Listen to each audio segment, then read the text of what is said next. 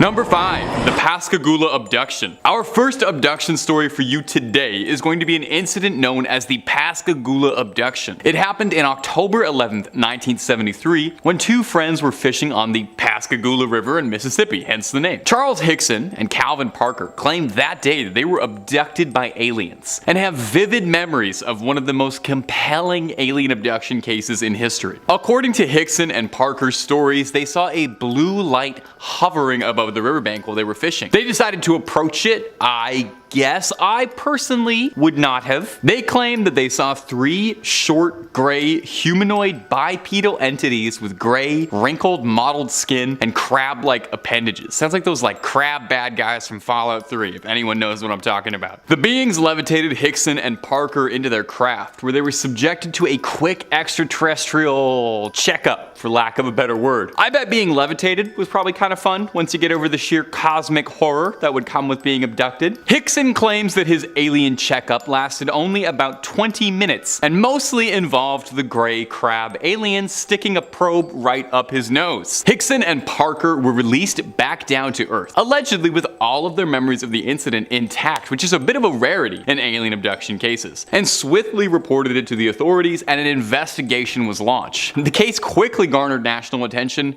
Air Force even got involved. Now, a good dose of skepticism should always be present when talking about any alien abduction story. I think that's reasonable. You shouldn't just believe them sight unseen. It's kind of a wild thing to claim, in all fairness. It's good to keep an open mind of what could be true and what could be out of this world. And if you're looking for way more out of this world stories, we have got so many videos on aliens and flying saucers and all sorts of weird things up in the night sky. If aliens aren't your jam at all, that's totally fine. I respect it. We got cryptids, we got horror movies, we got true crime, we got just about anything freaky you can think up. So hit that subscribe button, hit the bell if you wouldn't mind. But do me a favor, would you kindly do that at the end of this video? Because I got way more alien abduction stories coming up for you right now. Number 4. Kelly Cahill. Our next abduction story comes to us from the land down under and involves a woman who was brought aboard an alien ship down under up above. Her name is Kelly Cahill, and in 1993 her story shocked Australia, which is not easy to do. They're not an easily shockable nation. According to Cahill, she and her husband were driving home from a friend's house in the early hours of the morning when they saw a strange object hovering in the sky. As they approached it, the object suddenly descended and landed in front of their car, blocking their path. Cahill claimed that the craft was a triangular-shaped UFO and was larger than her car. Cahill and her husband then experienced a period they would describe as missing time, unaware, as if there was a hole in their memories. They would later recall that they were being taken aboard the craft and experimented on by strange beings which they described as being tall and thin, with bluish-gray skin and large black almond-shaped eyes. She claimed that they were communicating with her telepathically and that she was able to understand them despite not knowing their language, meaning she got to follow along with the horrors of what's happening. The big problem I think we have with being abducted by aliens, first and foremost, is the language barrier. Wouldn't be scary at all if I knew what tissues they were collecting and what parts of me they were cutting open. I think I'd be totally cool as a cucumber. Cahill reported seeing other humans in the craft alongside her in a state of intense duress, probably because they didn't understand the aliens. Should have been translated. She said that eventually the beings, once they were finished with her, peacefully released her and her husband back home, where her story became the subject of a TV documentary and an international attention. Do you believe her? Did she really get abducted by aliens that night? Number 3. Linda Napolitano. Linda Napolitano, also known as Linda Cortile in some circles, is a woman who claims that she was abducted by aliens in New York City in 1989. Her story has become one of the most famous but also controversial alleged alien abduction stories. According to the way she tells it, Napolitano was asleep in her 12th floor apartment in Manhattan when she was suddenly awoken by a bright light. She claimed to have seen 3 small beings with large black eyes and pale skin who levitated her out of her bedroom window into a waiting nearby UFO. Napolitano described the beings as being humanoid and about 4 feet tall. That's a great size for an alien to be. Napolitano reported that she was taken to a room on the craft where she was examined by the beings. She said that she was then taken to a council room where she saw several human-like beings who were apparently in charge of the operation, and they all looked like Rick from Rick and Morty. Napolitano claimed that the beings communicated with her telepathically and told her that they were from the planet Serpo and were conducting experiments on humans to better understand our physiology. Okay then, well, completely reasonable, no cause for any alarm, I understand. Take as many humans as you need, take as much tissue as you need, understand our physiology, you love learning, nothing wrong with that. Napolitano's alleged abduction gained widespread attention, with her story being featured in major news outlets and a book detailing her story as well. Now, years after the fact, Napolitano has maintained to anyone who'll listen that what happened to her was the good and honest truth, and has since become a fairly notable figure in the UFO and alien communities for sharing her unconventional story. What could that council be? I think there's a good chance that could be the Council of Ricks. Number 2, the Allagash Abduction. Our next tale of alien abductions coming up for you is the Allagash Abduction, named after the Allagash waterway in Maine where it took place. In 1976, a group of 4 friends who'd all met in college were taking a camping trip, canoeing and relaxing, good times on a good weekend. Their trip would be a trip they'd never forget, not just because the salmon were jumping that week. The men, twin brothers Jack and Jim, and friends Chuck and Charlie all decided to go out fishing on the lake at night. Before setting off though, they lit a large campfire to act as a landmark from the water so they knew how to get back. The evening transpired normally, fishing, sharing stories, until the men saw a blinding light in the sky. A glowing orb that shone brighter than any light any of them had ever seen before, flashing all sorts of bright radiant colors. This object was hard to make out, but looked to be 80 meters in diameter and was slowly approaching the fishing boat. The light was described as blinding. The men hurriedly panicked and paddled back to the shoreline to discover that their campfire had been completely smoldered and looked to have been out for hours and hours, despite the men having not been out nearly that long. The men then started reporting having nightmares, all very similar, seeing a silver operating room and long, tall, giant-headed creatures examining them in this room, taking blood samples, skin samples, and so on. They all reported extremely similar nightmares and described the aliens and the room the same way. The men underwent psychiatric evaluation and were all deemed mentally stable, even passing lie detector tests. So what happened? Were they just really bored out on the water and they cooked up a story worthy of Hollywood? Was this a mass hallucination? Or were these unlucky men plucked by visitors from another world for study? We may never know, but I'm interested to hear what you think, so let me know down below, okay? And number 1, David Huggins. David Huggins. Where do I begin? Our last story is that of David Huggins. I personally think I saved the best for last. At least I think so. Let's see if you agree as well. David Huggins is an artist who claims that he's been abducted by aliens not just once, but multiple times throughout his life. His first account happened when he was very young, reporting that he saw a UFO hovering over a nearby field, and a humanoid figure appeared down from the craft, blessing Huggins by telling him telepathically that he had a special mission to fulfill in life. If only he had any idea what that meant. Just a special mission, that's very vague. He would get closer to the truth on that because over the years, Huggins claimed that he had several encounters with these same alien humanoids, who he describes as being tall and thin with large heads and eyes. He says that these beings have taken him aboard their craft and shown him a number of things, including the creation of the universe and the future of the human race. Now here's where things get a bit interesting. Huggins claims that as part of fulfilling his galactic destiny, that he's fathered several human alien hybrids with the extraterrestrials. Okay. Inspired by these momentous events, Huggins painted his truth, rather directly influencing his artistic career, with several of his paintings and his works depicting humanoid beings and UFOs, and sometimes showcasing what happens when an alien and a person love each other very much. His paintings are actually visible in the Visionary Art Museum in Baltimore, if you want to go check them out sometime. I will say they're pretty fun paintings. I would love to have one in my living room. Just a fair warning though, before you go Googling, they are definitely not safe for work, unless your work is my work. At which case, looking at pictures of aliens kissing is my job, but also my passion. Do what you love, and you never work a day in your life. And brother, I have never worked a day in my life. In 5th place, we have Skinny Bob. Yes, I'm aware this is a controversial series of videos, but I truly believe that there's enough to believe to prove the validity of the clips. A very curious video showed up on YouTube in 2011, showing a collection of leaked videos that allegedly shows an alien being interrogated by some sort of government agency, possibly the KGB. If I go missing tomorrow, y'all know why now.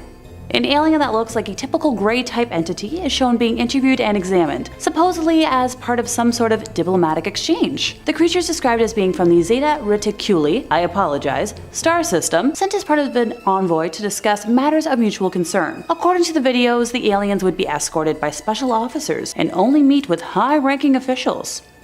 Pretty formal. Although several aliens are claimed to have been present, the one most prominently featured has been given the nickname Skinny Bob. The alien appears as a very thin, slouched-over figure with an oversized bald head, slit-like mouth, large eyes that seem expressive and blank, and claw-like hands. There was apparently a whole series of interviews conducted with the creature between 1942 and 1969, although only a few clips have managed to get leaked out. The most well-known clip simply shows Skinny Bob sitting at a table, apparently in a telepathic interview, after which we see footage of the alien from head to toe, showing its disproportionately long arms and overall build. After that, there is a shot of it within a pool of some sort of liquid where it would supposedly sleep. I guess that's where we got the idea for a waterbed. According to the videos, the aliens were often filmed without their knowledge or agreement, with document 072/E supposedly describing an incident in 1961 where 3 of the beings realized they were being secretly filmed by a hidden device, which was considered a violation of their agreement. Now, I don't know about you, but I wouldn't want to cross an alien. There was a treaty that stipulated that photographs and filming of the entities would not be allowed unless specific permission was given. While these 2 clips are the most well-known and widely available, there were allegedly other clips that have since been taken down, such as that of the alien spacecraft and another of an autopsy being performed on a dead specimen at the base. Look, I will admit there have been many assumptions that this footage was faked, but let's review the evidence here. The budget to pull off this sort of high-quality costuming and filming would have been over like $250,000 alone, and no one's claimed responsibility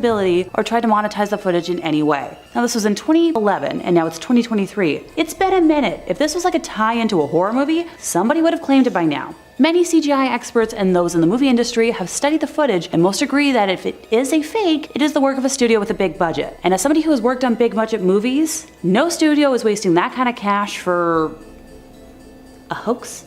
In 4th place, we have a glimmery alien from Florida. Oh, before I forget, from this point on, all stories are from the mouths of former astronauts, who happen to be some of the most credible witnesses of UFOs and alien life out there. They're literally trained in spacecraft identification and screened for mental stability and vision perfection. Take that, skeptics. In October of 2014, former space traveler Adam Maloney was walking his dog in the Pembroke Pines, Florida neighborhood, and came around a curve in the sidewalk and, street. He noticed something unusual and stopped walking, staring at it, trying to figure out exactly what he was seeing. Now, his dog seemed more annoyed that Adam had just stopped. The dog refused to move or bark.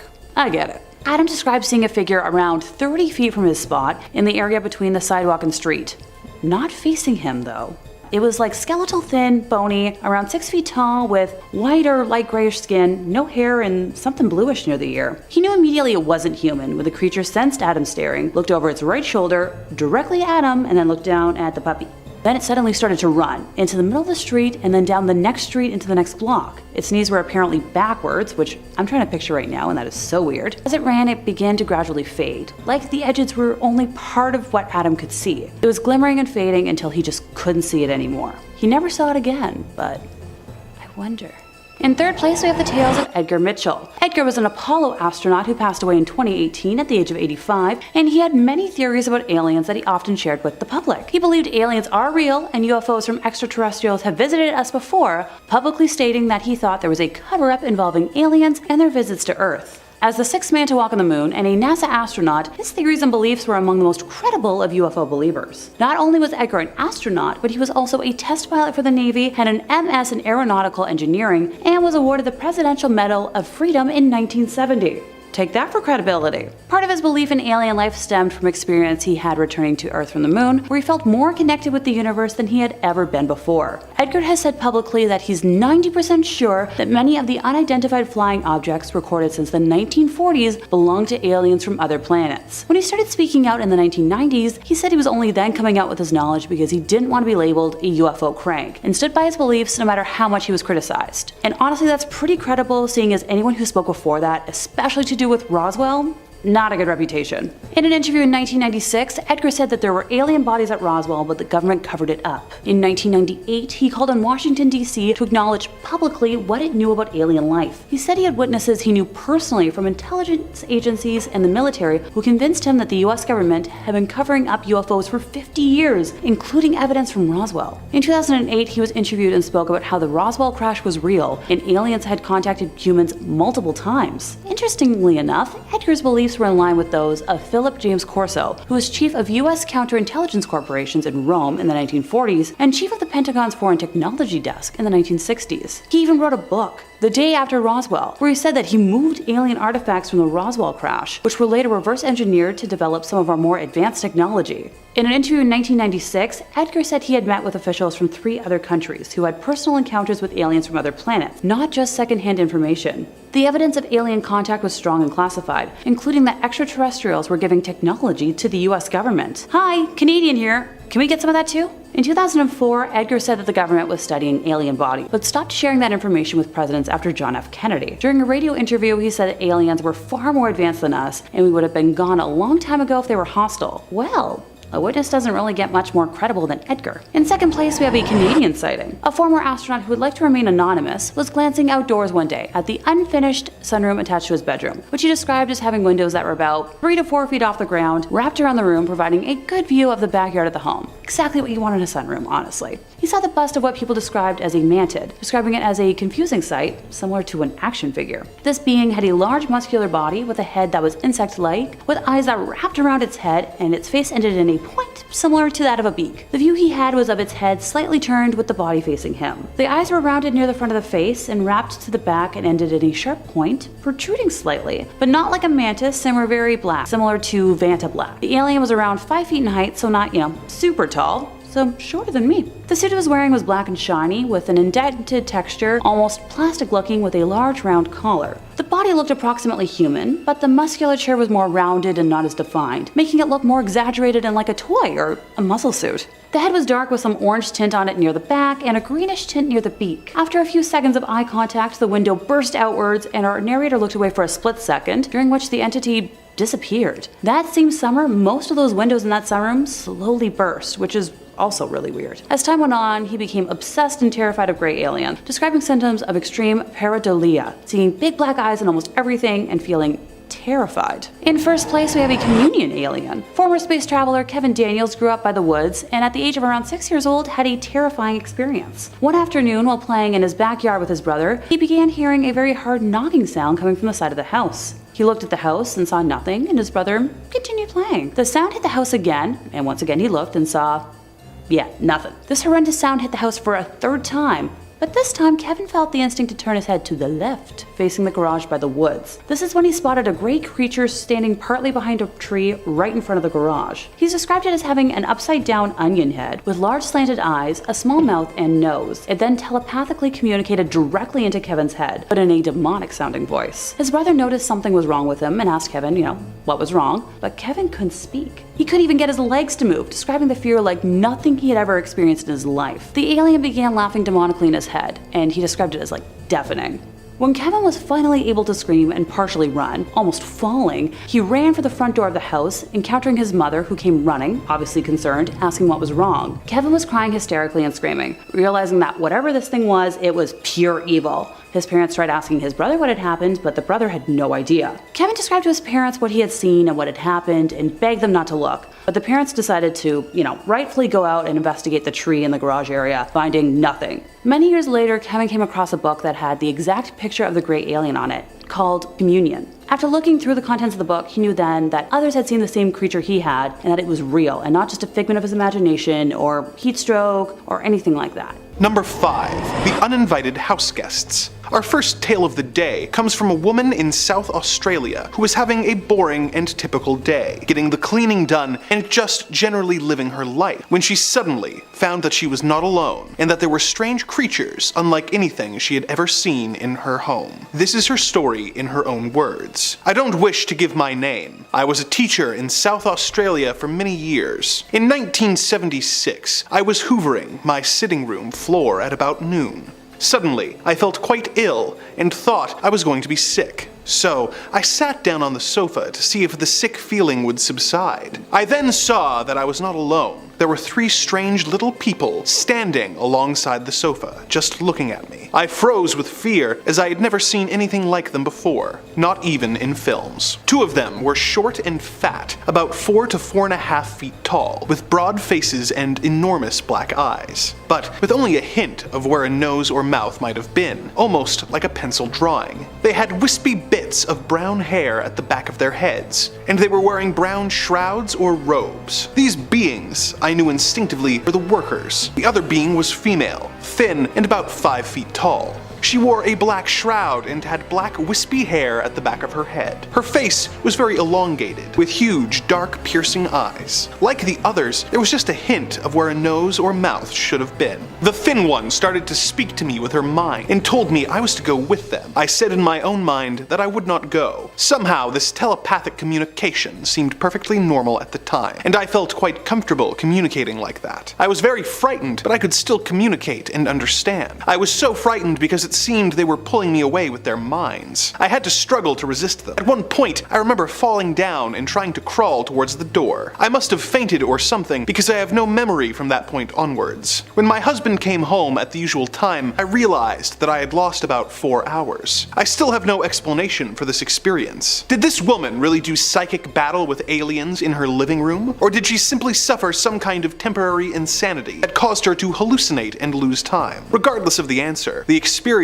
caused her to feel true terror almost beyond description, whether the cause was real or not. Number 4. Honk if you love alien Jesus. Next up, we have a minister who believes that he is in contact with strange aliens who are dedicated to spreading the word of love and peace throughout the universe. As he put it, "I wish to remain anonymous because I am a minister of the Baptist Church in San Juan, Puerto Rico, and some people might think that what I have experienced is against religion. I have had 3 meetings with humanoid beings from the planet Koshnak, located in the vicinity of the constellation of Orion. Their vehicles can travel in space and can also somehow pass through our planet. These beings appeared to me to have melon-shaped, completely expressionless faces, with thin lips, tiny noses and ears, and extremely large eyes without pupils. Their eyes are green, with scintillating flashes. Their expression in the eyes is intense. They always seem friendly. One of them is called Ohenesto, and he is the one who mainly communicates with me. This is a kind of telepathic communication. He tries to explain complicated ideas of time and space to me. He has told me that they travel in the 7th and 8th dimensions, which are unknown to Earth humans. These beings are aware of 13 dimension. Their lifespan is about 800 to 1,000 of our years. They can continue life forever with only one cell of their body. They are beings of other dimensions, of other worlds, but they are not gods. From time immemorial, teachers of light came to our planet from other planets, from other systems, even from other galaxies and realms, known to us as the non-physical or supernatural realms of existence. Great companies of light came into incarnation on our Earth, carrying with them the message of truth and love and light. I believe that our Lord Jesus Christ is one of these beings. Number 3. Alien Dance Party. Next, we have a rather strange tale from a man who claims that when he was young, he was transported to a pavilion filled with aliens who were having an intergalactic sock hop. Is this truth or madness? I'll let you be the judge. When I was young, I had some very strange experiences which affected my entire life. This was in the 1930s. In 1935, I had pneumonia, which in those days was a dangerous and sometimes fatal disease. One evening, right at the dark, 2 beings came to the window in an elongated envelope. They and their conveyance were like the Northern Lights. They asked me to go with them, and each took a hand. When they touched me, it was like being lightly tickled. Very pleasurable. The odd part was that you could see through them, but they were there, and we talked without sound. They took me to a huge pavilion where couples were dancing. My impression was that the males were dressed in black and white trim. The females were dressed the opposite way. There was no ceiling, but crystals hung above and made music beyond comparison that sounded to me like wind chimes. I had 3 visits to this place in all. On the last visit, a female asked me why I was afraid of the dark. She said to me that both the light and the dark are my benefactors, and they would make them equal. She took a crystal and placed it in the palm of my left hand. For a moment, it resembled the Star of David, 2 triangles. Then it melted and ran between my fingers. After that, my night vision changed. My eyes would adjust quickly so that I could see even when it was pitch black. I recovered quickly from my illness. A few months later, on a camping trip, I found I was the only one awake late at night, watching undulating shafts of bright light. The shafts of light began a strange, seemingly patterned movement. I was trying to puzzle this out when suddenly there appeared my transparent envelope in what looked like an oval cylinder. It just seemed correct to get in. In an instant, I was inside the pavilion again, but the beings were not dancing as before. They seemed to be conversing silently, but not with me. A female asked me to step up on the dais, because I was their conductor. Number 2.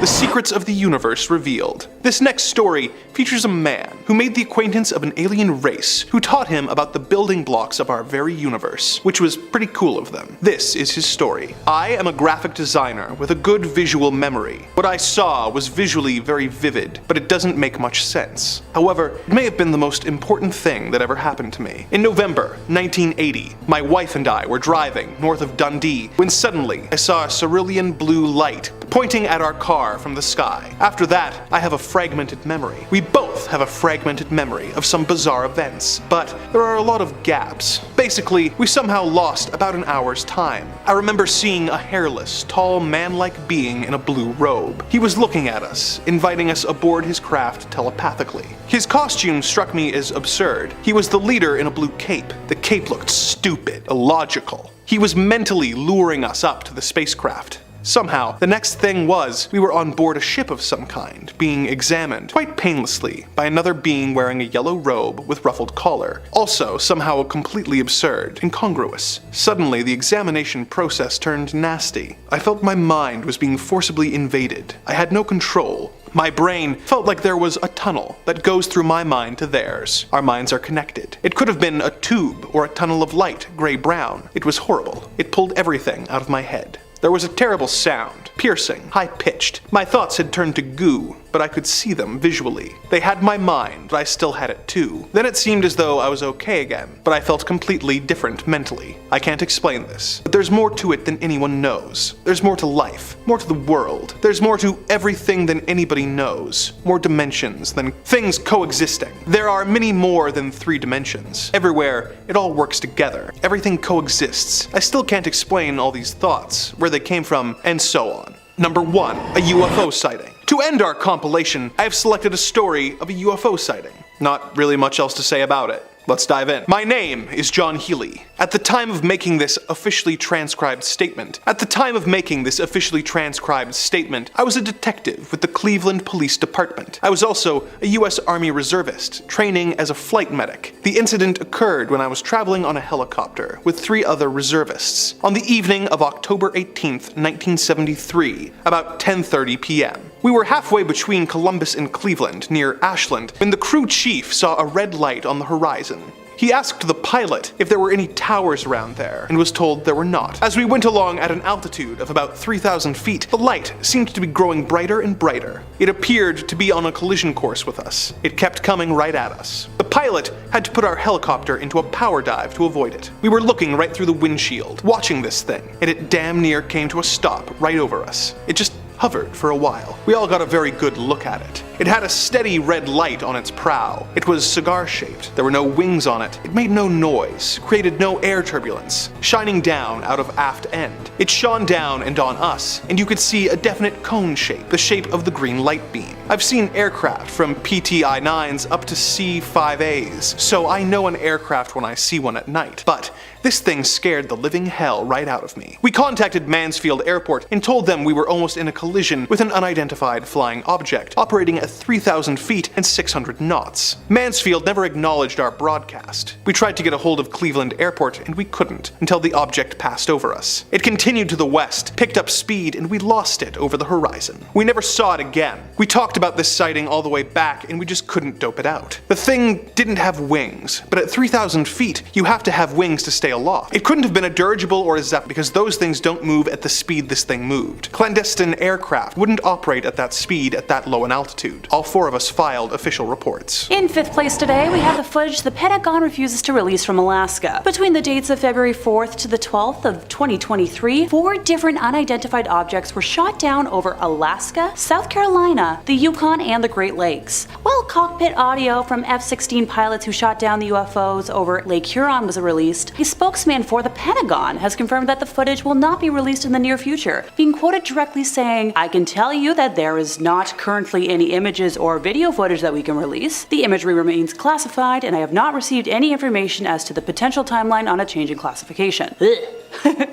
This refusal is a drastic difference in comparison to the quick release of an Air Force photo of what is believed to have been a Chinese spy balloon that was shot down at the same time over on the East Coast, and footage from when a Russian plane appeared to intentionally collide with a drone last March. Noted UFO researcher John Greenwald requested the footage and photos of the UFO shootdowns be released via a Freedom of Information Act request, with the Pentagon claiming national security exemptions to deny this request. An Air Force official said that the images would reveal cryptology and national security concerns if released, and even the Canadian RCMP are playing coy, having ended their public search for the remains. Now, I don't know about y'all, but that sounds pretty dang suspicious to me. Hey, anyone want to take a random trip to the Yukon just to sightsee?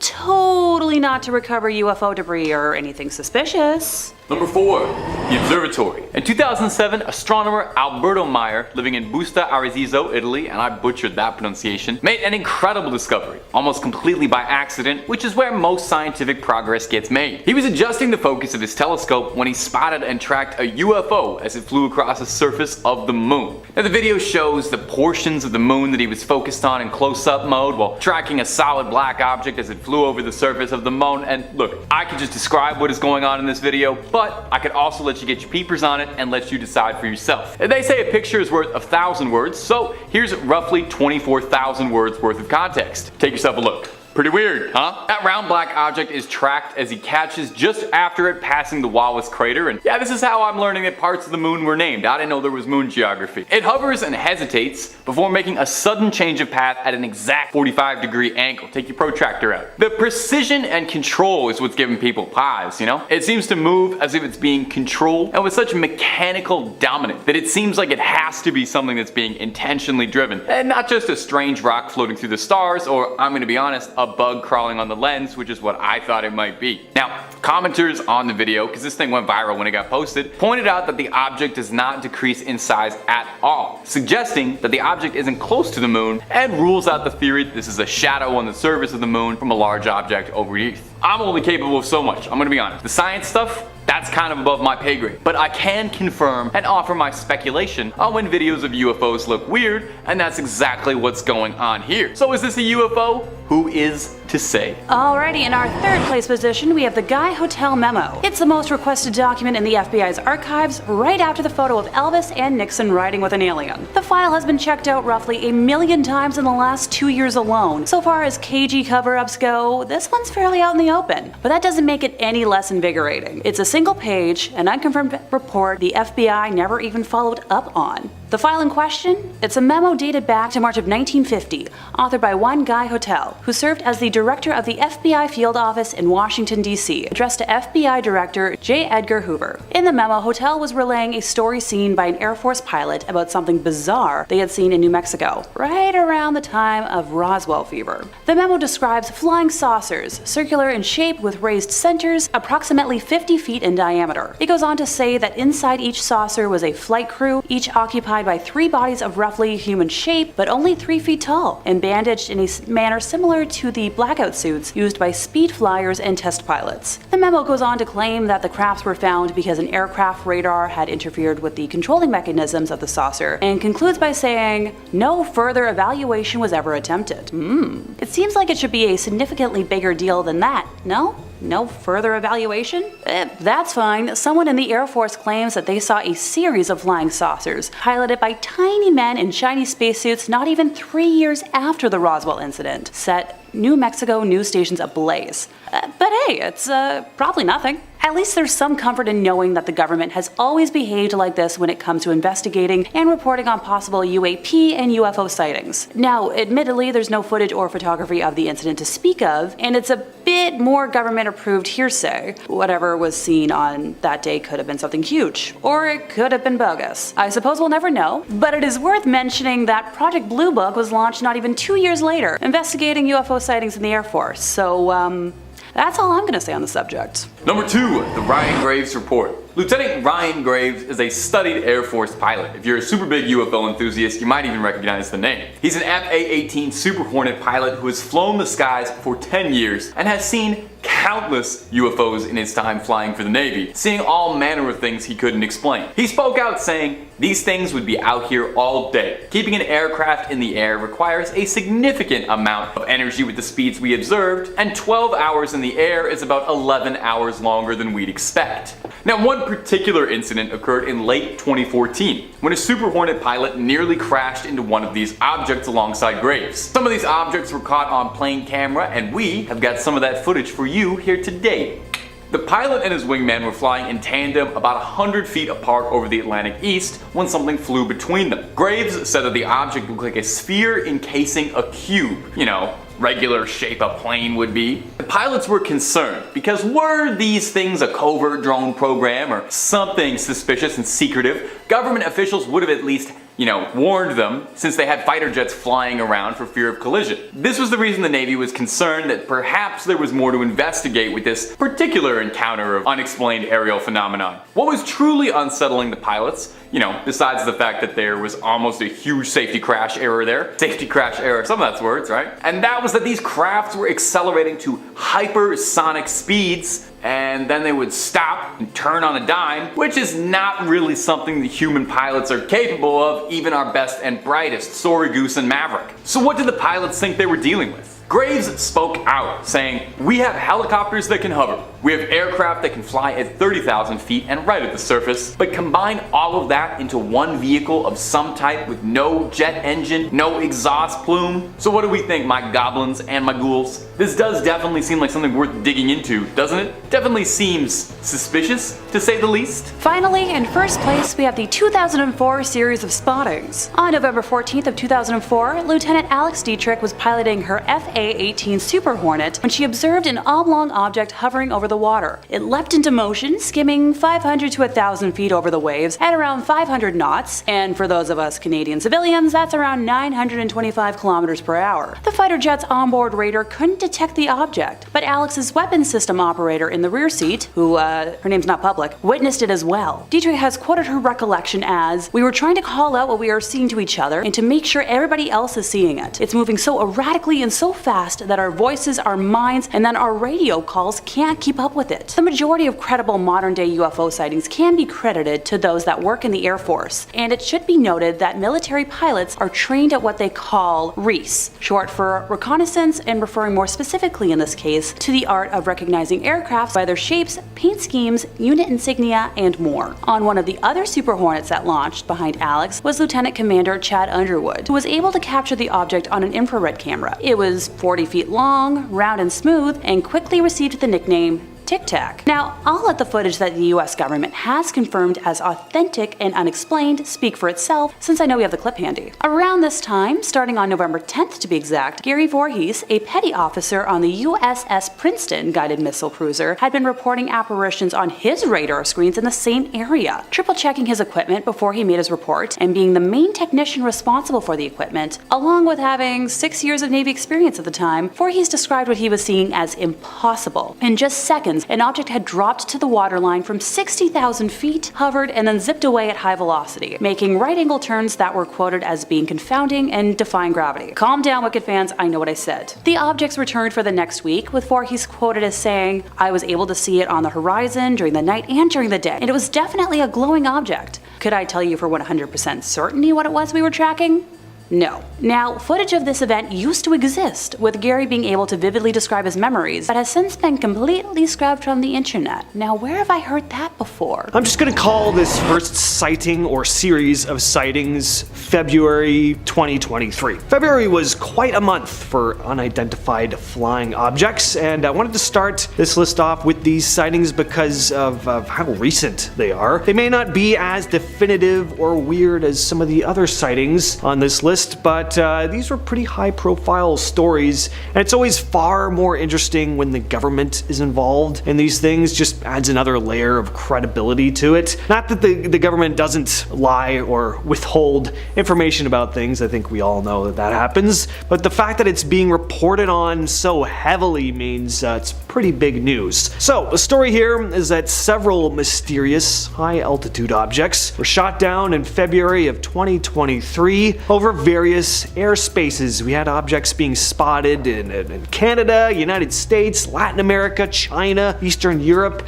It started when several unidentified objects were shot down over Alaska, the Yukon, and Lake Huron. The general of NORAD, Glenn D. Van Herk, made a statement saying the objects could be benign, but it wasn't 100% sure. When asked if they could be of alien origin, though, that's the question we're all digging to ask, he said he just wasn't ruling anything out. I'm just interested by this. It really seems like the government and military agencies are starting to become more open to the idea of extraterrestrial life, or maybe some of them already are fully aware of their presence. Either way, though, it seems like it's being discussed more. It's not being written off as nonsense like it has been in the past. So just that aspect alone is interesting to me. Now, here's another interesting thing about these cases. There were recovery attempts made, to find these objects that had plummeted towards the Earth. Unfortunately, they all landed in areas that aren't all that accessible, so it made for a pretty difficult recovery process, and the missions were pretty soon abandoned. Now, that's what they say, but what if the government actually did recover something that they just aren't ready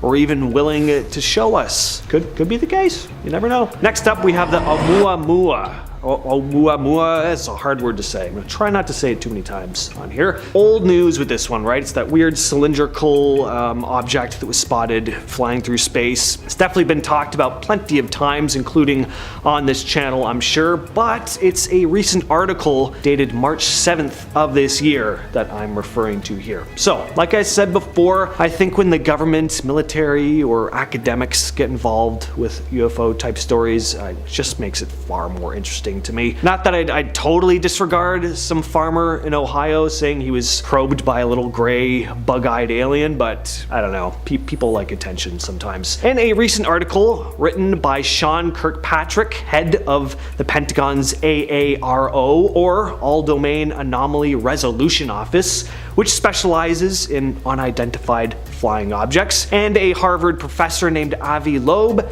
they discussed the possibility that objects such as Oumuamua, spotted back in 2017, could be of alien origin. So pretty exciting. I mean, these are two learned, intelligent people writing an official document theorizing the possibility of alien life. I mean, that's just cool. The article does say, however, that the objects, like the Oumuamua, could be, quote, a parent craft that releases many small probes during its close passage to Earth. So probes observing Earth could be good or bad or neutral, depending on whether you're a glass half empty or half full type person. Now, they didn't just discuss that object, they were looking at a variety of unidentified objects or probes, and they wanted to speculate that these crafts could potentially power their batteries from starlights, and that maybe Earth's water could be fuel. It's pretty wild stuff, and yes, a lot of it is speculative, but the fact that a highly respected scientist that spent 20 years studying physics is proposing these ideas, pretty fascinating. Something I also want to mention about people who are just very very skeptical about aliens even showing any interest at all in Earth. You know, you'll hear them say stuff like, well, extraterrestrial beings with all this advanced technology, they just wouldn't be interested in anything we're doing. It'd be like, you know, God observing ants or something. And who's to say, first of all, that God doesn't like observing ants? And, you know, even if that is the case, I mean, like, how can you really know that for sure? How on earth could we possibly know what beings from another planet are interested in? We don't know what kind of hobbies they have. It's also kind of counters their other argument, because it's like, yeah, spacefaring extraterrestrials would be leagues ahead of us in terms of intelligence, but I know what they're thinking. I know what they like. Just doesn't make any sense. The Texas Zoo creature. So we take a look at a lot of UFOs on this channel, so I thought I'd change it up a bit and take a look at a bizarre looking creature instead. This picture was taken just 1 year ago, back in May of 2022. It was taken by a security camera at a zoo in Amarillo, Texas at around 1:30 a.m. A bizarre figure was spotted on a security camera, and before you say it's just a lion on its hind legs, which would also be pretty freaky, mind you, this figure was outside of the zoo, so it's not one of the animals unless one of them escaped. Now, why am I putting this on an alien list? A lot of people think it looks like a werewolf or Sonic the Hedgehog or something, but I don't know. To me, it looks pretty alien. Look at the elongated back part of the head. It almost looks like a xenomorph from Alien or something. Plus, I find the presence of alien life to be far, far more likely than werewolves or other kinds of fantasy-based creatures like that. I mean, like, who knows, but there's a lot of unexplored space out there and a lot of explored space here on Earth. I think we'd have spotted a werewolf by now if they existed. There's also a big chance that this could just be a trick of the camera. Security footage can be kind of janky sometimes, or perhaps we have a zoo prankster on our hands, or maybe this is a super deformed person. If that's the case, I hope they're okay. Regardless though, this is an odd figure to see in the middle of the night outside of a Texas zoo. And trust me, I know my Texas zoos. The Wales UFO. I didn't know this, but it turns out there are a lot of UFO sightings in Wales. I don't know what aliens' fascination is with Wales, but reports date all the way back to the 1940s. Actually, all the way back to the 12th century, but I don't know if I give much credence to stuff dating back that far. Apparently, religious pilgrims believed to have seen a fire-breathing dragon erupt from the sea and fly into the sky. Could have been a UFO and they just didn't know what to make of it and just called it a dragon, but anyway, way off topic. The UFO in question here was spotted back in September of 2016 by a police helicopter at around 9 p.m. It was only visible on the chopper's thermal camera and seemed to be moving at a speed of 106 miles per hour over the Bristol Channel. Full video of the footage was released by a former cop, Gary Hasseltine, who has been urging the UK government to come forward and reveal what they know about UFOs. What's also interesting about this one is that the object was moving against the wind, so it is or was being operated one way or another. It's not like it was some object caught up in a wind current or something. Police also stated years after the event that it could have possibly been a drone, but they were struggling to keep up with it, so it'd have to be a pretty fast one. There are drones that reach that 100-mile-per-hour speed, but they're pretty high-end. Your common drones clocking at around 45 to 70 miles per hour, so again, who knows, but it's possible. And coming in at our number one spot, we have aliens in Bolivia. I wanted to finish off with this one because we have reports of both your typical UFO sighting and reports of actual aliens being spotted here, so we're getting some real bang for your buck with this one. The story just happened back in March of this year, and it all started when residents of a small village in the La Paz area of Bolivia claimed to have spotted a mysterious green light in the sky. A bunch of people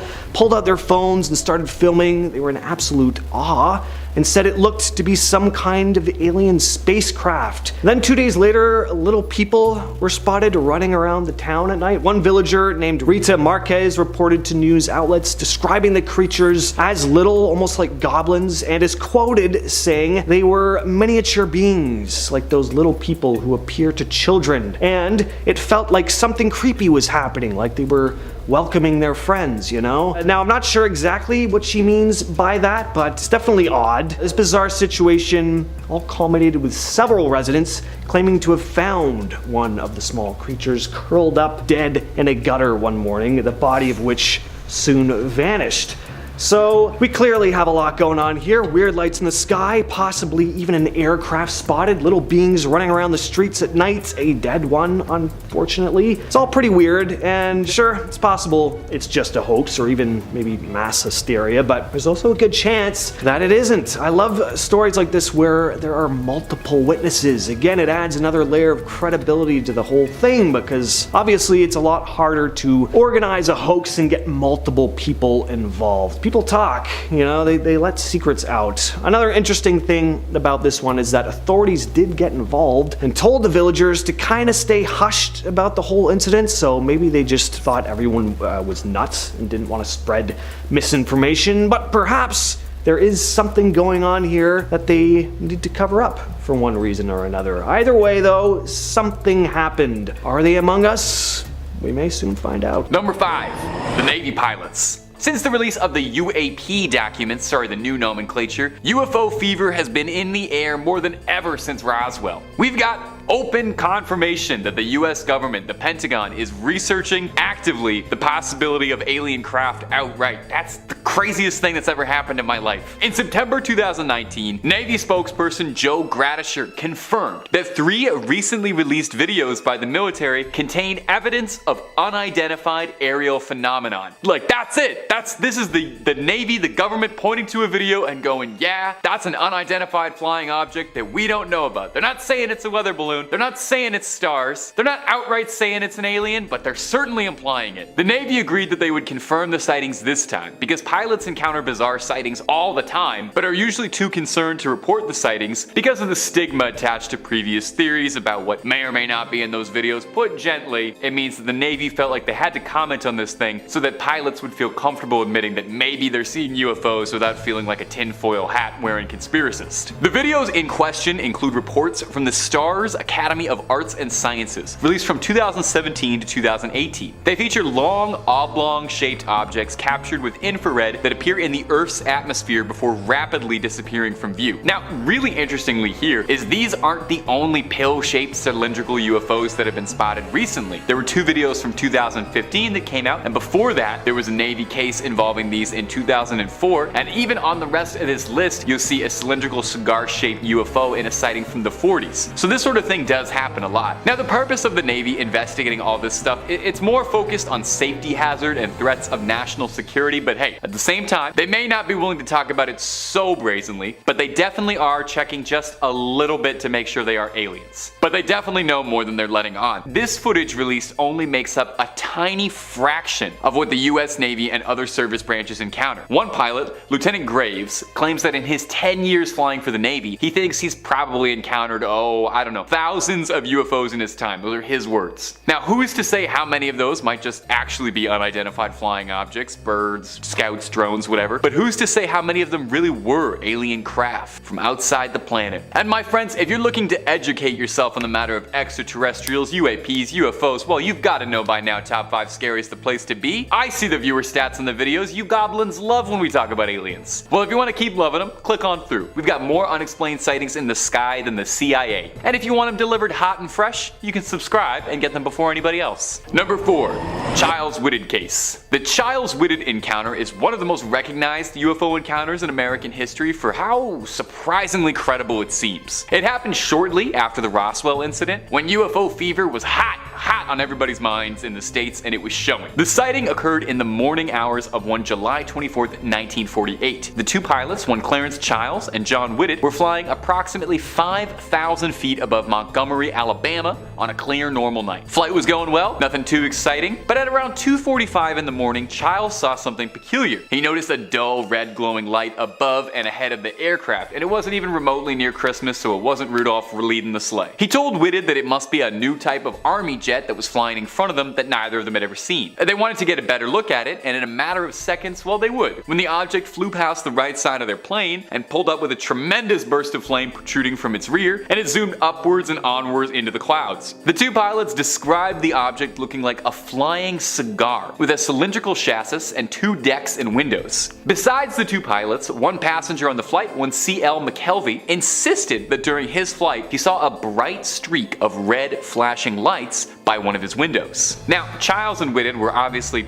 pretty darn confused by whatever it was they'd saw. Didn't look like no plane they'd seen before, and the way it moved seemed technologically more advanced than anything the US Army was putting out in the late 40s. Now, the US Army proper would challenge this account, and their scientists insisted they investigated the report and said that it was probably just a meteor the pilots and passengers had seen, which almost sounds like it might make sense until you stop and think about it for a second, because what meteor has windows and a glowing red light coming from it and propels itself forward and rapidly goes upward? Most meteors I've ever heard of go downwards. And Chiles and Whitted both disagreed with this as well, saying they got a good long look at it and it wasn't a meteor. Whatever it truly was, though, might be lost to history, tragically. Number 3, the Gander, Newfoundland encounter. Our next story comes to us from Gander, Newfoundland, and it happened on February 10, 1951. A U.S. Naval Reserve lieutenant and pilot Graham Bethune was occupying the captain's seat of a plane flying near Newfoundland, Canada, when he spotted something unusual, massive, and rapidly approaching towards the plane. It resembled a disc. The co-pilot made a report of what he saw, and this is what he wrote. Take a listen. "I observed a glow of light below the horizon about 1,000 to 1,500 feet above the water. The pilot and I observed its course and motion for about 4 or 5 minutes before calling it to the attention of the other crew members. Suddenly, the object changed direction at an incredible speed and began to pulsate, changing its colors as well. Then, it somehow reversed its course and tripled its speed until at last it disappeared over the horizon." The report would go on to say that whatever this object was, it came within 5 miles of the aircraft, which was proven later by radar evidence. Now, when the plane had landed, the entire crew was detained by intelligence officers and interrogated. At their destination, pilot and passengers were questioned again by naval intelligence and required to sign full disclosure documents. Now, take this next part with a grain of salt.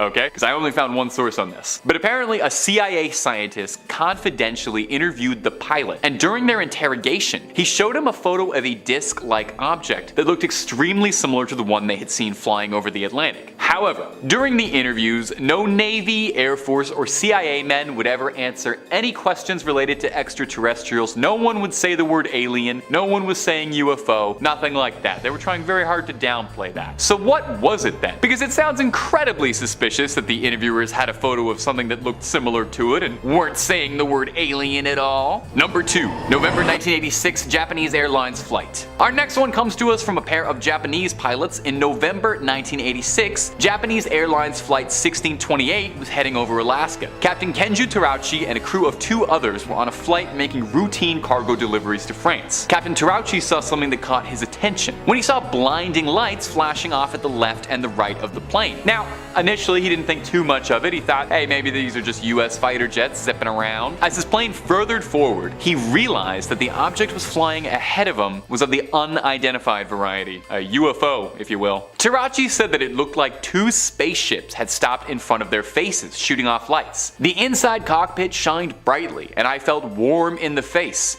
he wrote. That almost sounds kind of pleasant, to be honest. Captain Terauchi described the objects as being cuboid-shaped spaceships with a jet propulsion system that had horizontal lines of circular exhausts clustered around a dark center. The captain had also reported that when the plane had flown by this object, ground communications were cut out and all radar was blocked. Well, that's kind of odd, isn't it? Pretty interesting. Well, if you thought that was weird, the FAA would agree with it. That's the Federal Aviation Administration, who investigated the report very closely, interrogating Terauchi for everything they could out of the incident. Now, during this questioning, his co-pilot and his flight engineer, they said that they thought the object they saw was just strange lights, but they did agree that they really couldn't easily explain what it was they saw. In the end, the FAA ruled that what it was light refraction through ice crystals suspended in clouds. A bunch of science words. Sure. Number 1, Lieutenant Gorman. Our number 1 spot on this list is a humdinger of a tale. Now, most of us can only hope to maybe someday see a UFO in our lives, but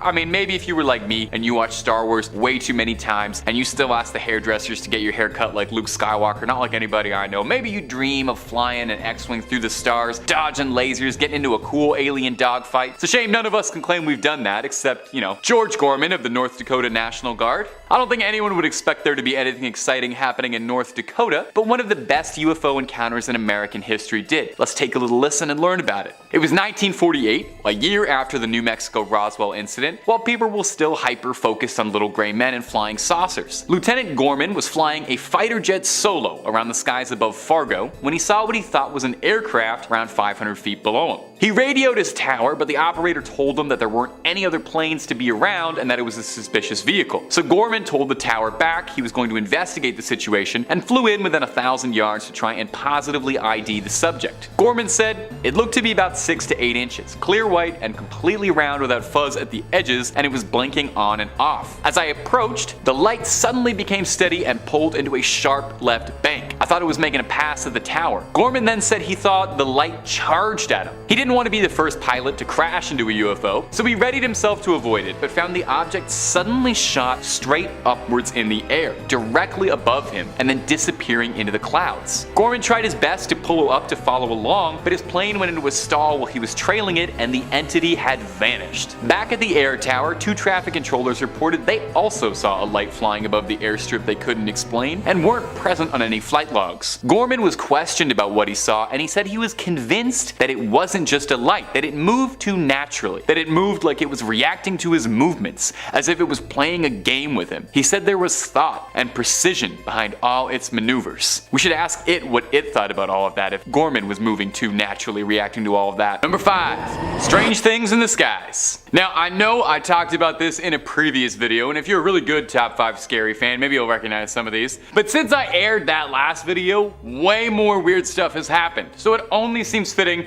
that we'd run through it once again. Starting on February 10th, yours truly's birthday by the way, there was a pattern of incredibly bizarre happenings in the skies, and some very dodgy answers from government officials who refused to confirm or deny anything, which always seems more suspicious than less. So here's a quick Cole's Notes play-by-play of the last few weeks. On February 10th, US fighter jets brought down a still unidentified object over the coast of Alaska. Now, this object has not been confirmed what it is at all or identified, but it's been confirmed as not being a balloon. Okay, that's one thing, only 1 million left to go. One official referred to it as being the size of a small car, which is definitely beyond strange. You think you would see that flying around? This single event would probably be enough to set tinfoil hats on fire and keep me in business for the next few years making videos about conspiracies, but the literal next day on February 11th, a UFO was shot down over Canada, around the Yukon. That's the big territory up on the left, right by Alaska. A US fighter jet downed this one, and it was described as being smaller than the first and cylindrical in nature, which is gonna come up a few times before this video is done, so hold on to that thought, there's still more. February 12th, we had something bizarre shot down over Lake Huron. An object that first appeared over Montana reappeared on Sunday before being shot down with an octagonal structure and strings hanging off of it, but it wasn't carrying anything, which is bizarre. And then over Billings, Montana, there was something very bizarre that was seen falling from the sky, leaving a thick orange chemtrail, and residents were left in the dark about it. Local residents wondered just what it was, and some Redditors in a group noticed around the area that there had been an increased military presence since the sighting. So just what is going on around here, there, and just about everywhere? But if you can't wait at all, and you just want to watch alien videos all day, I agree with you. That's what I do every single day, and it's a great way to live. We've got loads of alien and UFO vids, NASA conspiracies, all the things they don't want you to know. And if that ain't your jam, we got scary stories, horror movies, monsters, cryptids, true crime, just about everything spooky under the sun and above it. So stay subscribed to Top 5 Scary, but most importantly, stay scared.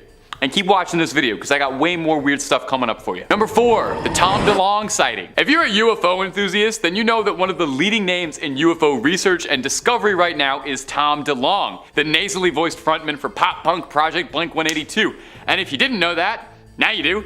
Although I suspect most of the people who watch our videos don't know that band. Anyway, little trivia for you. That's what he does when he's not selling out $300 concerts. He hunts aliens, and he's pretty good at it. If some of the footage he gathers is anything to go by, why don't you take a look at this weird footage he shared on his Instagram a couple days ago. It's gonna go right there.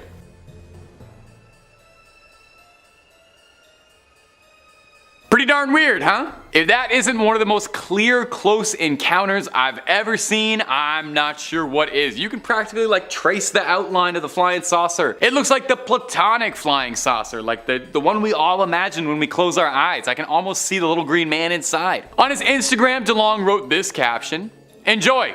They are real." To the Stars Media will be turning real events like these into major feature films and television series to bring the facts to the world. Note the whirling sound from the propulsion. Now, To the Stars is the fringe research company owned by Tom DeLong, hoping to spread information and explore the possibility of UFOs and UAPs, and it does also sound like it's a plan to get Tom DeLong some more money by making a cinematic alien universe. Whatever his endgame is though, can't deny the footage posted here is eerily compelling. Number 3, Gary McKinnon. Now, I've talked a bit about Gary McKinnon before on this channel because I am obsessed with this story. He's a notorious hacker who broke into NASA's security. His story is a cool one. I love anytime you hear someone pulling a fast one over a government agency like this, so it bears repeating. He's a genius computer hacker with a lot of spare time and wanted to know just what the Yanks were hiding from his home in Scotland. He wanted to go after NASA's data server to see if they had anything hidden they'd never told anybody about. Been called the biggest military hack of all time, so I'd wager maybe he found something. Why risk your life, career, freedom on this exactly? McKinnon claims he had received an insider tip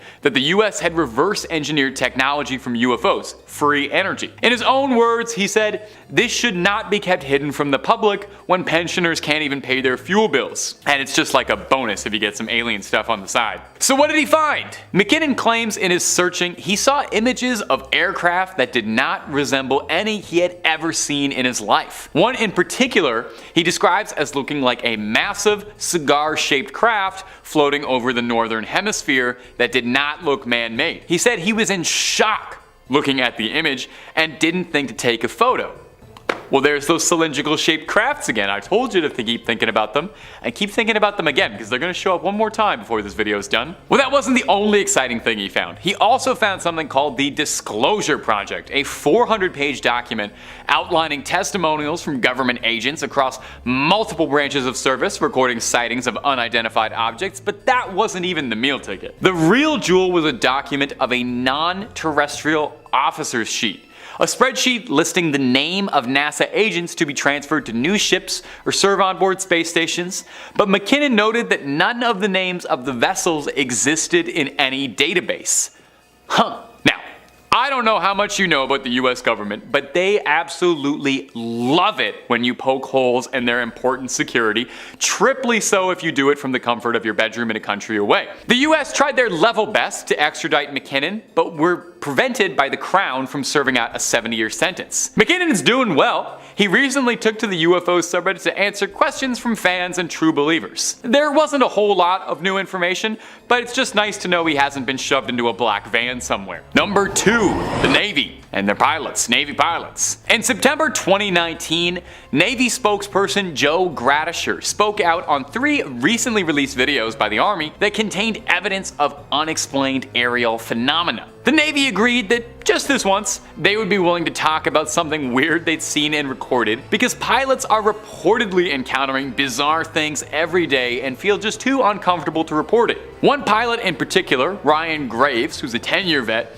has said he believes he's seen thousands of unexplained phenomena in the air in his career, but these go unreported because of the stigma attached to the previous theories about what may or may not be in the videos, in his words. To translate that a bit in layman's terms, the Navy feels that they have to comment so that pilots are willing to talk about that, hey, maybe we're seeing UFOs without feeling too crazy. These videos in question were released from 2017 to 2018, and they feature long, oblong-shaped objects captured with infrared that disappear in the Earth's atmosphere. Hey, there it is again, more cylindrical-shaped UFOs. Now, I'll be clear, I don't really have much of a connection or through line here, but I do think it's very fascinating how many of these stories do mention these cylindrical-shaped objects. Far from the earliest or last, in 2004 and in 2015, 2 similar sightings were reported featuring similar similar vehicles. Now, the purpose of investigating most of these reports is more focused on safety hazards and threats of national security. And at the same time, maybe they're not openly admitting they've got UFOs flying around, but they're getting pretty darn close. The 2004 sighting, I think, is a particularly fascinating one. Two pilots, one Commander Fravor and one Lieutenant Commander Slate, called it in, reporting that they saw objects out of nowhere at some 80,000 feet in the air, and then descending rapidly towards the Pacific Ocean, stopping at around 20,000 feet and hovering in place. They would drop out of radar range or shoot directly up in the sky on a 90-degree angle. You know, normal things aircrafts love to do. They weren't American crafts, and they weren't recognized by any organizations they'd ever seen. Maybe it's tech not of this world. Number 1, government councils. You know, the era we're in right now is probably one of the most fascinating times to be invested in UFOs and unexplained alien sightings, so consider yourself lucky. Because it seems like we are getting dangerously close to a government finally confessing it. It feels like we're weeks away some days, you know? The UAP report was a seminal turning point when the Pentagon outright admitted they had thousands of documents and reports and investigations into the possibility of life somewhere out there in the Milky Way. Over the years, there have been a few investigations into unexplained aerial phenomena, but they're usually pretty hush-hush clandestine. Project Blue Book is probably the most famous secret project among them, but that was, a secret. Well, in the interest of transparency, as of October 2022, NASA is coming clean, washing their hands, and opening a new study into the research of extraterrestrial life. 16 hand-picked scientists and specialists have been selected to analyze data and determine how best to go forward when observing events. And they're not really looking at past cases, they're more looking towards future things. And this project will include researchers, personnel from all divisions, including former astronaut Scott Kelly, who served as the pilot for the Discovery shuttle and also held the world record for most days in space. So I guess he probably knows one or two things about space, maybe, and I'm sure he's seen something weird. Kelly himself doesn't personally believe in aliens, saying, "I think there's probably intelligent life in the universe, but I don't think they visit planet Earth." Why not? We got lots of great stuff out here. We got water slides, we got Vin Diesel. No other planet has those two things, and I'm sure we got a couple other great things from the human experience, so aliens, come on down when you're ready. We'll welcome you with open arms, and if those were UFOs you sent, we're really sorry that we shot those down. I didn't have anything to do with that. Number 5. Hypnotic regression. Many people who claim to have been abducted by aliens are unable to remember a lot of the specific details of their abductions. Because of this and the public stigma against people with alien experiences, many people choose to never come forward, or their stories are written off as delusion. But in the spirit of giving people the benefit of the doubt, let's talk about a certain woman's experience with hypnotic regression. A woman who claims she was abducted by aliens was put under hypnosis in order to give a documentary crew information about the visitors from other worlds. When asked how aliens are able to travel at such incredible speeds, she responded with the following: "I can't explain it, but it's like if they want to get from one point to another point, they remove what's in between, so they don't have to travel that distance. They are instantly from there to there." When asked why aliens are studying humans, the response was, "They are very wary of humankind. Mankind is progressing technology-wise, and soon he's going to come across technology that will allow him to peel back the layers of dimensions. And they want to know all about man for their own benefit. Man's warlike, aggressive, an animal. He's in possession of technology that is more than he is. There's no balance. And they're very wary that he's now on the threshold of many breakthroughs, one of which is peeling back dimensions. It's like an onion skin. You peel back one layer, and there's another one underneath, and another one underneath, and another one underneath. The same with dimensions. They're scared.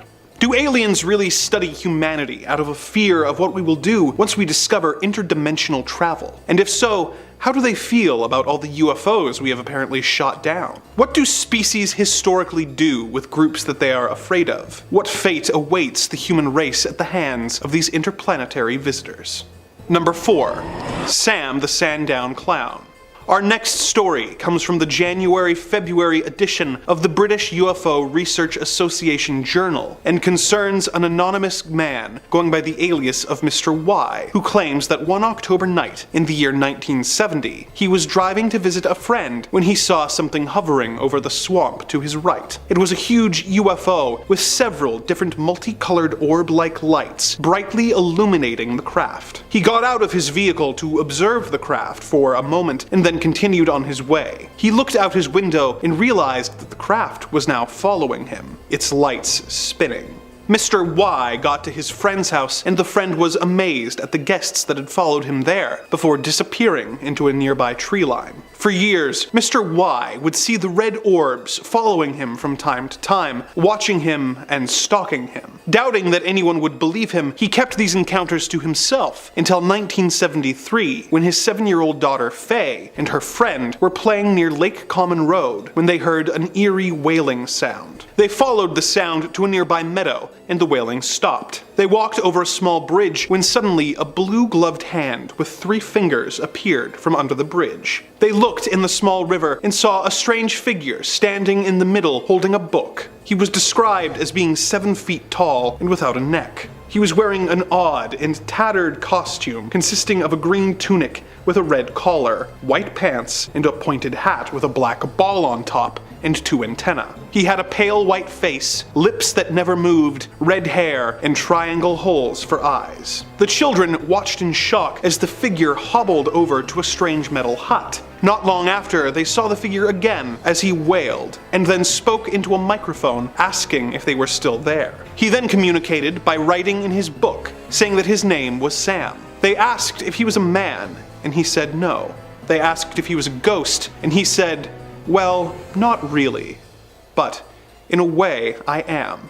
He said that there were others like him and that he was afraid of being attacked by humans. He invited them into his metal hut, which was filled with wooden furniture and elaborate knobs. The children hung out with Sam for an hour before leaving, and a year later, she told her father about the encounter, telling him that there had been men nearby fixing a post who had acted as though they could not see the strange creature. He had trouble believing her, but he had had enough experiences with aliens of his own that he had to consider the possibility that it was real. Did Mr. Y's daughter really see a strange alien in the woods, or is this just the overactive imagination of a child? In an age where spacecraft are being seen all over the world at an alarming rate, we really can't rule anything out. And what of the UFO stalking Mr. Y? What were they hoping to see, and why was he selected to be the subject of their curiosity? This mystery will likely never be fully unraveled. Number 3. Aliens take a baby. Our next entry comes courtesy of phantomsandmonsters.com and describes a 14-year-old visiting the home of some seniors and seeing something more terrifying than they could possibly imagine. As they themselves told it, "I witnessed an alien abduction back in 2002 when I was 14. A friend of mine wanted me to help her grandparents set up their computer. I said sure and rode my bicycle to their house. I got there and clouds appeared, so I decided to make this a pretty quick visit. I set up the computer and installed some software for them, showing them all how it works and such. They go back and sit on the couch while I get my backpack to get ready to leave, as their other granddaughter, who is about 6 years old, was sleeping in the other room. All of a sudden, a cold breeze went through the room. It was odd, as all the doors and windows were shut. The grandparents looked towards the kitchen, and what I saw made me freeze in place. There were 3 creatures standing in the kitchen. 2 of them were short, gray alien creatures, with thicker necks than usually described, with the eyes closer to the sides of their heads. They wore silver jumpsuits. In between them was a taller creature that looked like a humanoid mantis, wearing a black robe with a yellow stripe going down the middle. They walked to another room, and a minute later returned with the robed creature, carrying the granddaughter in its arms. It's looking at me, and I get the feeling it knows who I am. I don't know why I got the feeling, but I did. I was very scared. The grandparents were looking at them too, but not doing anything. I thought, screw this, and fought off all the fear I could and clumsily charged towards them. I didn't even make 3 steps before the grandfather stopped me and told me they will bring her back. The creatures didn't move and continued to look at me. I couldn't get any more words out of my throat because I didn't even know what to think at this point. All of a sudden, a light stretched around them and they vanished. An odd glow remained for a few seconds before fading. After a minute of awkward silence and the grandfather father repeating, "She will be brought back," soon I decided to leave. I rode my bicycle home as fast as I could while looking back, hoping that nothing was following me. I didn't sleep that night after I got home. The next day, I told my friend what had happened, and she told me it has happened before. The grandparents and other family members have tried to stop it, but to no avail. They just accepted it with a look of defeat and moved on. The granddaughter was brought back after a few hours. Not long after I witnessed this incident, their whole family moved elsewhere. I've heard from other people who claimed to experience similar events, and I feel they are legit. Why are aliens taking babies away from their families? What are they hoping to learn? And is there some way to stop them? One can hope, but it seems unlikely. Number 2, dream or abduction. This next story is from an anonymous Reddit user who claimed to be abducted and experimented on by aliens before waking up at home with injuries related to the experiment. As he told the story, in July of 2015, back when I was 19, I lived in a house in Southport, Sacramento with 3 other friends. I woke up one night to a light coming through the ceiling of my room, and it lifted me out of my bed. Next thing I know, I'm in some kind of chair and unable to control my body, like I was drugged with something. There were guys that were not human men, but gray people with large black almond-shaped eyes doing stuff with what seemed like medical instruments and machines. I was very terrified. I was unarmed, naked, unable to move. I was so scared. One of them was touching the machine that put the tube down my throat and into my stomach. His hand got close to my face because he had to adjust something holding my head in place. I remember getting a good look at his hand and eyes. They had long fingers with pads at the tips, sort of like salamanders, and they don't have fingernails. Their skin is gray, but kind of like a powdery translucent gray. They had large heads with small necks, so small and thin it didn't make sense. Their arms and fingers were long and skinny too. I was in the chair with my head and jaw held by something so I didn't see their feet. I'd say the tallest probably stood about the height of my lowest rib, and for reference, I'm 5'10". The tube machine sucked out the food I ate earlier that day, and then was pulled out of me. I don't remember how I got there, but then I remembered being in a cage made of some kind of metal that reminded me of aluminum. In a room with curved walls. In front of me was a man who looked a lot like a human, talking to a gray person on a window that lit up a screen like a hologram. The man was tall and looked like a human, except that his skin was very white and his hair was blonde and platinum. He spoke with a gray person on the holo screen in a language I didn't understand. He wore a blue flight uniform of some kind. This man was obviously military of some sort judging by his uniform. The gray person spoke in a language that sounded like birds chirping. Once the call was over, the holo screen turned into a different display with symbols, and the man turned and walked to me. He crouched down and spoke to me in plain English and said to me, "Everything's gonna be fine. I'm going to get you out of here and take you home." I was so happy to hear that. He opened the cage, and next thing I know, I fell on top of my bed with my back hitting the mattress first. I immediately got out of bed right after I fell. Was this a real alien abduction or simply a horrible nightmare? Typically, I would think it was merely a bad dream, but the user describes extreme pain in his throat for days afterwards from the tube being forced into him. What was the source of this pain if it was simply a dream? Truly a strange encounter to contemplate. Number 1. The alien and the bassinet.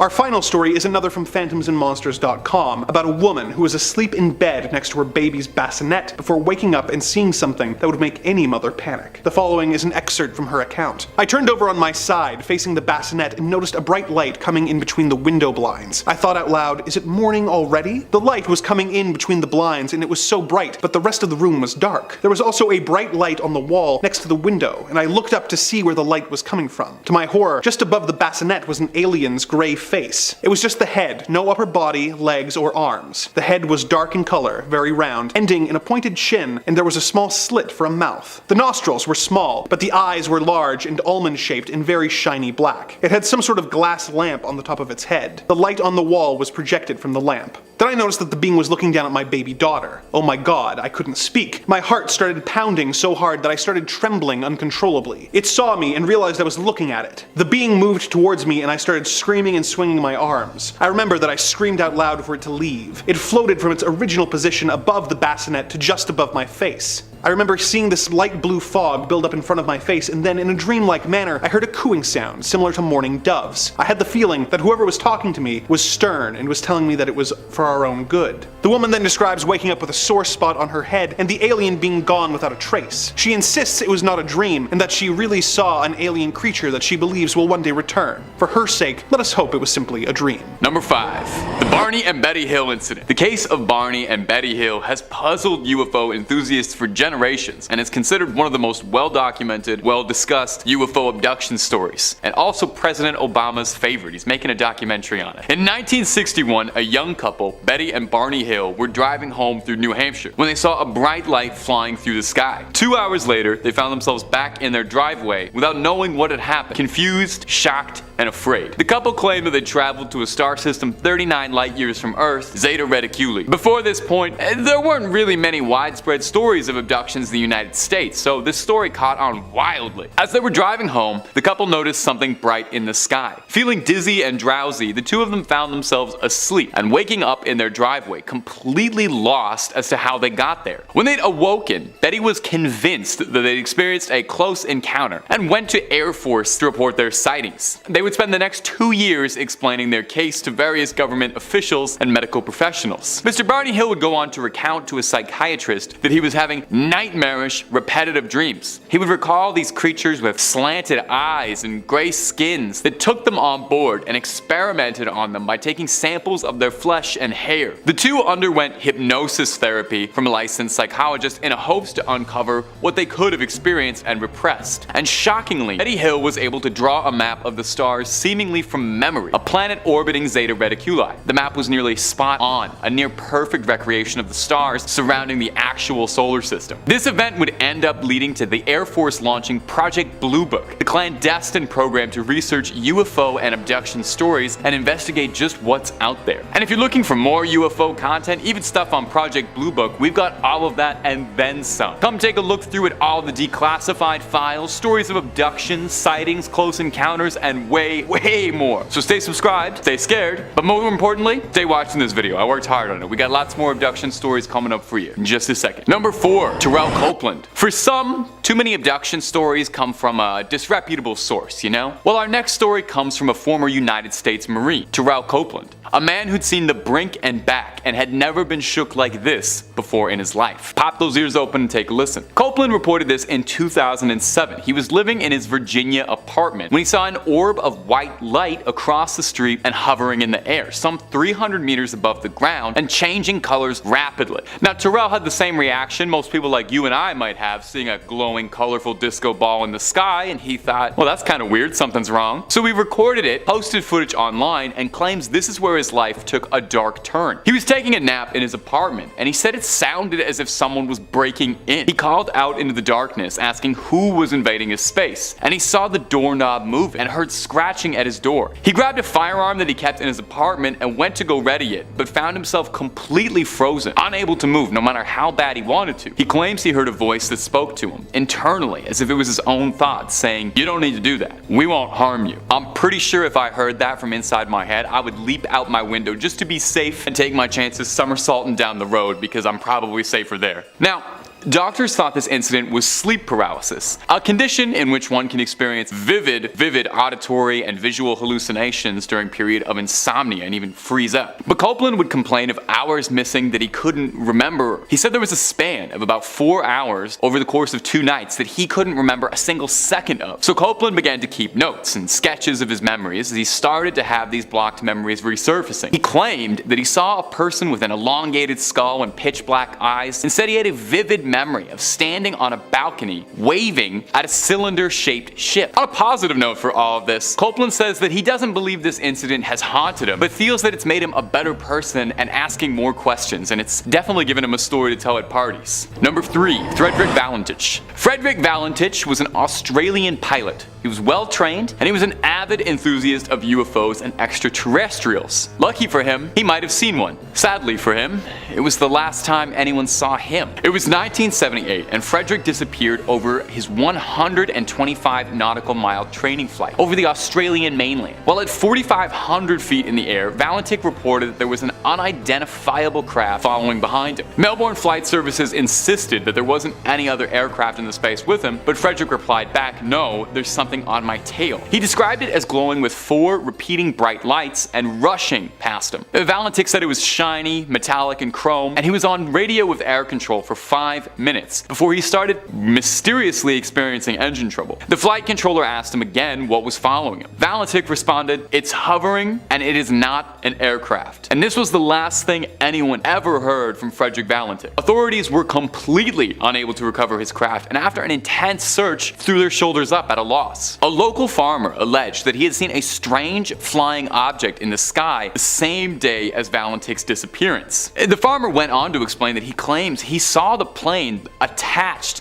to this UFO. He told officials that he was scared to tell anyone about what he had seen for fear he would be the town laughingstock if he was a farmer raving about a UFO. Tragically, in the end, we're no closer to understanding what happened to Frederick now than we were all those years ago in 1978. Did Frederick get his wish? Did he get to see an alien up close? Did they take him back to the stars? Or who knows? And we may never know. I don't know. Number 2, Travis Walton. Alien abduction stories can be a little much sometimes. I'm sure you can agree. Even for those with very open minds, they all seem kind of the same, and usually you can poke holes through them and find all the little weird details that don't add up. Well, take a listen to this one. Travis Walton's story is one of the most famous abduction examples on record. You might be familiar with it before if you study UFO stuff a lot. I've covered it a few times on this channel before because I think it is one of the most fascinating abduction stories. So let's hear it. In 1975, Travis Walton was working as a logger on an otherwise unremarkable day. And he was with 6 other loggers driving around in the forest when they saw something incredibly bright shining at them through the treetops. One of the men claimed that it looked like a flattened saucer. Walton stepped out of the truck to investigate and was struck by some invisible force that had knocked him backward. This startled the rest of the crew, who drove off in a flurry. And it's a great way to find out who your real friends are. Your real friends are not the guys who leave you in the woods where you're about to get abducted. I wouldn't do that to you. When the crew returned, Walton had vanished. Travis awoke and had thought that he'd been taken to a hospital because suddenly he found himself in a blindingly bright, sterile room and could hear people moving around him. But it wasn't until he got a good look at his doctors that he realized something was very wrong. 3 feet tall, brown quarter-sized pupils, and marshmallow-like skin. Walton freaked out, I think as most of us probably would do, and was restrained by his captors. He fought them off, but was greeted by a tall creature that he said resembled human, but was masked by an intimidating helmet, kind of a Darth Vader deal. This masked creature took Walton and escorted him back into the operating room, put a translucent mask over his face, while Walton drifted out of consciousness over and over again, unsure if anything that was happening was real. The next thing he remembers is walking alongside a highway as if nothing had ever happened. He eventually found his way to a phone and called for his brother-in-law, who panically asked what had happened. It turned out that Walton had been gone for 5 days. He was untraceable. Search parties had formed looking for him, sent dogs and choppers, tracked him from the woods, but no one could find any sign of him, as if he'd blinked right out of existence, and then blinked right back. Travis swore what happened to him was absolutely real, an abduction, and he's maintained this ever since that fateful week in 1975. Now, if you really think this story is fascinating, and you wish you could have seen some footage of what Travis described, unfortunately he didn't bring his camcorder. You can, however, watch a 90s movie directly based off the case called Fire in the Sky. It's on Amazon Prime or something, I'm sure. And finally, number 1, the Berkshire incident. Now here's the thing with most UFO sightings. They're isolated scenarios, One sleep-deprived night watchman sees something weird out the corner of his eye. Somebody up way too late sees something up in the sky. It's hard to believe just one person's story. That's why it's significantly harder to write off the experience of Berkshire County, where half the town reported seeing the same UFO. Uncanny and unprecedented. 250 residents and more all reported seeing the same UFOs flying across the night sky. So it was 1969. Multiple residents across town spotted blinding lights above Sheffield in the southern Berkshires. Witnesses reported that the lights they saw were beaming from saucers, bright lights onto the horizon. Some residents said that they felt that time was slowing down as they watched the object, claiming that it left them frozen and stunned, wondering just what it was they were looking at. One witness comes from a young student, one Thomas Reed, who said that he saw one of the floating entities, a glowing orb, dashing outside the forest. He claims he heard an eruption of crickets and frogs and a loud deafening sound, and then inexplicably 2 hours had passed without anyone understanding why or how. His mother and grandmother had switched car seats as well. Now, as an adult, Thomas Reed claims that over time his family has corroborated what had happened to them. He speaks of being in this immensely large, almost infinitely spanning metal hangar with hallways and hallways stretching out forever. Thomas Reed took a polygraph test telling this story and was found to be 99.1% truthful. Multiple people across Berkshire that day reported similar stories. Balls of light, flying saucers, losses of time, finding themselves somewhere they couldn't explain. The residents of Berkshire may never get to the bottom of what happened there, but I know the truth is out there. And I know Top 5 Scary is gonna find it, I'm pretty sure.